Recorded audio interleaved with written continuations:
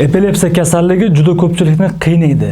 Bu kasallikni qanday eng ko'p uchraydigan turlari bor? Bu kasallikni davolashdan oldin har bitta patsiyent ota-onasi, yaqin qarindoshi va patsiyent o'zi bu kasallikni tushunib olishligi kerak. Bu kasallikni qaysi turlari borligi ekanligini tushuntirib o'taman va doskaga yaxshilab e'tibor beramiz. Epilepsiya kasalligi turli xil xurujlari bor. Ko'pchilik bizda xalqimizda epilepsiya desa, bu yiqilib, og'iz qiyshib, og'izdan ko'pirib qilsa, faqat buni epilepsiya tutqanoq xuruji tushuniladi. Lekin epilepsiya kasalligi juda keng diapazonli, keng spektrli kasallik. Bunda 40 dan ortiq sindromologiya turlari bo'lgan bilan, lekin butun epilepsiya turlarining o'zi 3 ta guruhga bo'lishi mumkin. Birinchisi bu generallashgan, ikkinchisi fokal, uchinchisi noma'lum. Xo'p, generallashgan degan nima degani? Bilamizki, miyaning 2 ta yarim shari bor, chap va o'ng yarim shar. Ya'ni generallashgan deganda oddiyroq tilda tushuntirganimizda, miyaning 2 ta yarim shari ham bir vaqtda o'zida ishtirok etadi degani. Birinchisi, bunda generallashganda bemor hushini yo'qotishi mumkin, xuruj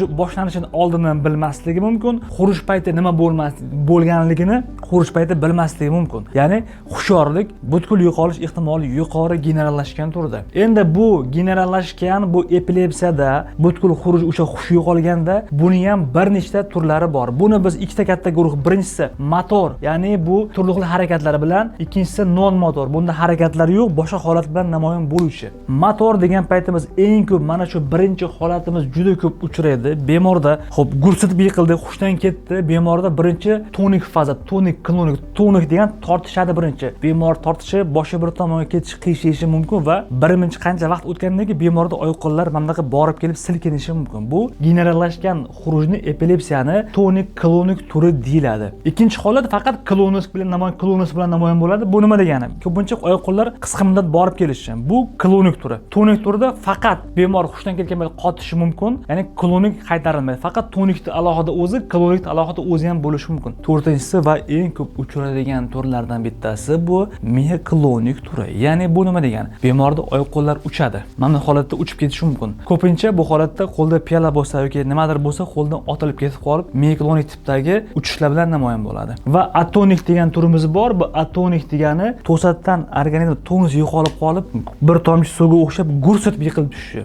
Hech qanaqa tortishlar bo'lmaydi, hech qanaqa tishlanishlar bo'lmaydi, og'iz ko'pirmasligi mumkin. Bu holatda atonikda faqat tonusdan bo'shashini hisobiga atonik buni hushdan ketishi mumkin. Keyingisi mioklonik uchishlar ham bo'lishi mumkin. Tonikda qotish ham bo'ladi va klonik tortishlar ham bo'lishi mumkin. Bu o'sha epilepsiyani keyingi turi. Non motor degani bu bemorda hech qanaqa qo'pol harakatlari bo'lmaydi, lekin bemorda absans degani bu qotish. Absans ko'pincha 2 sekund, 3 sekund, 5 sekund uzoqini 10 sekund davomida bir nuqtaga qarab qotib qolish. Ko'pincha bu holatda ayniqsa bolalar orasida uchrasa, xayoling chalg'idimi, aqling qayerda deb ko'p bolani so'kishi mumkin. Bu absans. Faqat bemorda chuqur tahlil qilib e'tibor berilganda va EG tahlillar orqali bemorda absans xuruj borligini bilishimiz mumkin. Ikkinchi guruh bu fokal xurujlar dedik. Fokal xurujlarda bemor hushini yo'qotmaydi, ya'ni o'zida bo'lishi mumkin. Misol uchun, fokal xurujlar ham xuddi bunga o'xshab, klonik bir tomonda oyoq-qo'li ko'pincha Jackson tipida bo'lishi mumkin, qotishi.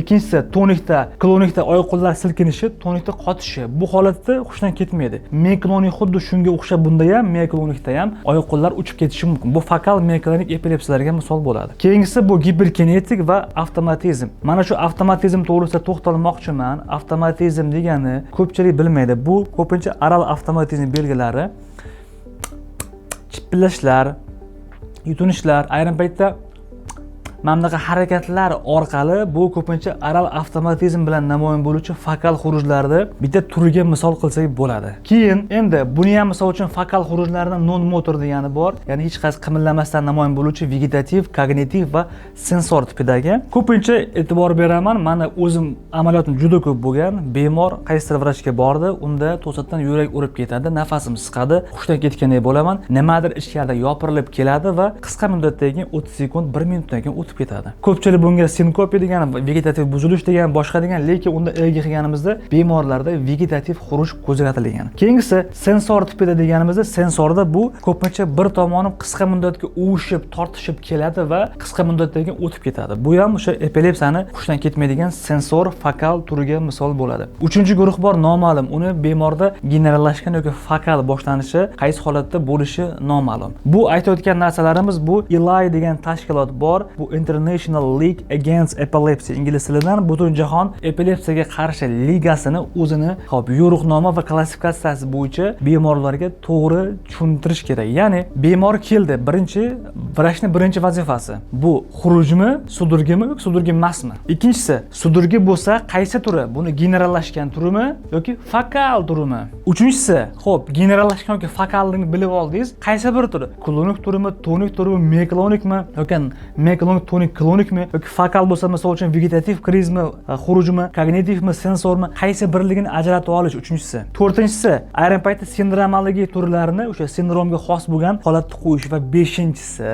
bemorga EEG, MRT va boshqa bir tekshiruvlar orqali o'sha diagnozni tasdiqlab, unga dori yozishlik. Ko'pincha bu epilepsiyada umuman ELAI tashkilotining yo'riqnomasidan o'tmagan, hech qanaqa tasdiq topmagan, quloq orqasidan ukol qilish yoki beldan kislorod yuborib davolash, bular bu umuman hech qaysi mamlakatda, dunyoning rivojlangan mamlakatlar, AQShda ham, Fransiya, Angliya, Hindiston, Isroil qayerda meditsina rivojlangan bo'lsa, hamma joyda taqiqlangan va epilepsiyada bu usullar yordam bermaydi. Epilepsiyada shaxsiy tajribam, mani usulim, o'zim o'ylab topganman degan fikr ketmaydi. Har bitta qilgan davolash protokolingiz o'sha boshqa mamlakatlarda 100 martalab, 10 martalab, 1000 martalab tekshiruvlardan o'tib, o'sha xulosalardan foydalansak, O'zbekistondagi 95-99% holatda epilepsiyani shu yo'riqnoma asosida davolasak, bu kasalliklarni davolashda muvaffaqiyatga erishishimiz mumkin. Sizda yuqorida aytgan o'sha epilepsiya turlaridan qaysi biri bor? Siz epilepsiyani qanday usullar bilan davolab yuribsiz? Sizda tutqanoq xurujlari qanday namoyon bo'ladi? Agar sizga malakali epileptolog, nevropatolog xulosasi, konsultatsiyasi kerak bo'lsa, yuqoridagi raqamlarga telefon qilib, konsultatsiyaga yozirishingiz mumkin. Siz bilan har doimgidek doktor Alimov bo'ldi.